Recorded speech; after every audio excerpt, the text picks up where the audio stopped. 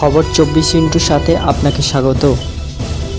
নতুন নতুন খবর জানার জন্য আমাদের চ্যানেলে চোখ রাখুন।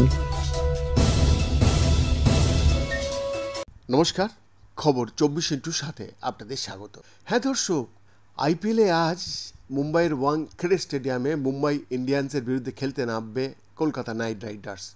কেকেআর টানা দ্বিতীয় অ্যাওয়ে ম্যাচ জিততে বদ্ধপরিকর। মুম্বাই ইন্ডিয়ান্স এবারের আইপিএলে দুটি অ্যাওয়ে ম্যাচই হেরেছে। প্রথম হোম ম্যাচ থেকে প্রথম পয়েন্ট নিশ্চিত করতে মুড়িয়ে থাকবে হার্দিক পান্ডিয়ার দল। কলকাতা নাইট রাইডার্স ইডেনে নিজেদের প্রথম হোম ম্যাচে পরাস্ত হয়েছিল, যদিও গুয়াহাটিতে রাজস্থান রয়্যালসের বিরুদ্ধে দাপুটে জয় ছিনিয়ে নিয়েছে অজিং রাহানের দল।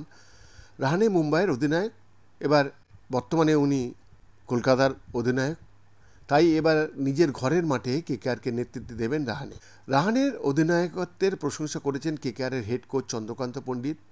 রাহানে মুম্বাইয়ের পাশাপাশি ভারতের অধিনায়কত্ব করেছেন, ফলে তার নেতৃত্বে আস্থা রয়েছে পণ্ডিতের। প্রথম ম্যাচে রাহানে যেভাবে ব্যাট করেছেন তারও প্রশংসা শোনা গিয়েছে কেকেআরের হেড কোচের গলায়।